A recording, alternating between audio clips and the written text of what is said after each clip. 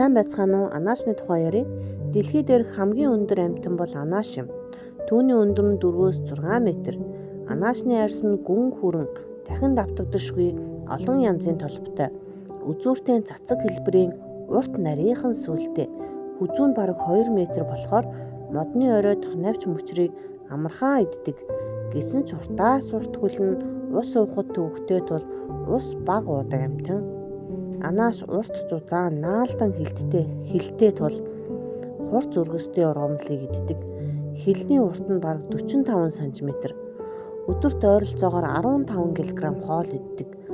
Аборгийн тэмээн хярвалтай ирээн тахь гөрөөстэй хамт идээшлэн. Ургамлын жимсээр хоолдог ч гэсэн араатан амьтныг дайрахад хүчтэй хөлөөрөө өшөглөж амиа хамгаалдаг байна. Уртын урт хүзүү нь уран гоё.